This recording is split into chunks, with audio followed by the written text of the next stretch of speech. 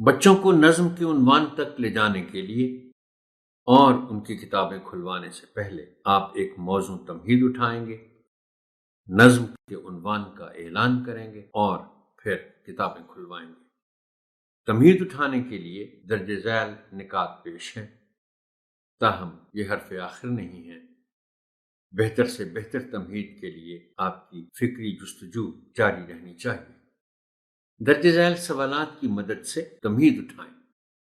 یاد رہے محترم ٹیچر کہ یہ جو آپ تمہید اٹھائیں گے یہ آپ نے ایک مزاحیہ نظم کے لیے اٹھانی ہے، اور مزاحیہ نظمیں چونکہ بچے عام طور پر نہیں پڑھتے، اس لیے انہیں آپ نے تفصیل سے سمجھانا ہے کہ مزاح کیا ہوتا ہے، مزاحیہ نظمیں کیا ہوتی ہیں، مزاحیہ مشاعرے منعقد ہوتے ہیں، وغیرہ وغیرہ۔ پہلا سوال ہے کہ لفظ سنجیدہ کے کیا معنی؟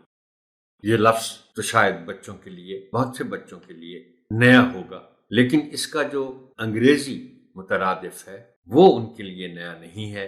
آپ انہیں بتا سکتے ہیں کہ لفظ سنجیدہ کے معنی ہے سیریس۔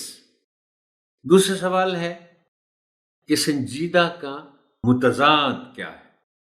اب سنجیدہ کے ایک سے زیادہ متضاد ہے۔ پہلا تو جو سب سے پہلے ذہن میں آتا ہے وہ ہے غیر سنجیدہ، سنجیدہ اور غیر سنجیدہ، لیکن اس کا متضاد مزاحیہ ہے۔ اب اگلا سوال آپ یوں سمجھیے کہ مرکزی سوال ہے، کلیدی سوال ہے، مزاح کیا ہوتا ہے؟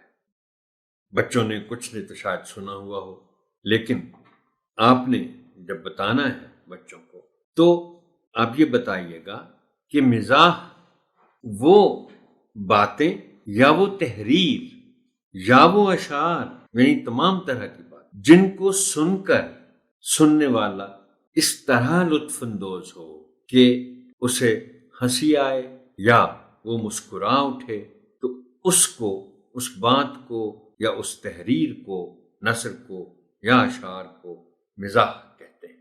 یہاں سے آپ ایک اور اردو ترکیب کا بھی ذکر کر سکتے ہیں، اور وہ ہے طنز و مزاح۔ تو طنز و مزاح کے معنی بھی مزاح کے ہی ہیں، اگرچہ طنز الگ لفظ ہے، مزاح الگ لفظ ہے۔ طنز بات میں سے بات پیدا کر کے کوئی گہری بات کہی جائے یا لکھی جائے، وہ سماجی طنز بھی ہو سکتا ہے، لیکن آپ یہ ضرور ذکر کیجئے گا کہ طنز کی سب سے بری شکل وہ ہوتی ہے جو کسی کی ذات کو نشانہ بنا کر اس سے طنز پیدا کیا جائے یا اس سے مزاح پیدا کیا جائے۔ مزاح لکھنے والے کو کیا کہتے ہیں؟ مزاح نگار، نگار کے معنی لکھنے والا۔ اور آخری سوال ہے کہ کیا آپ نے کبھی کوئی مزاحیہ نظم سنی یا پڑھی ہے؟ آپ کو جواب آ جائے گا، اگر نہیں پڑھی تو بچہ بتا دیں گے کہ نہیں پڑھی، تو پھر آپ انہیں بتائیے گا کہ کیا پڑھنے جا رہے ہیں، یعنی درجہ بالا سوالات پر مبنی گفتگو کے نتیجے میں بچوں کو نظم کے عنوان تک لے جائیں۔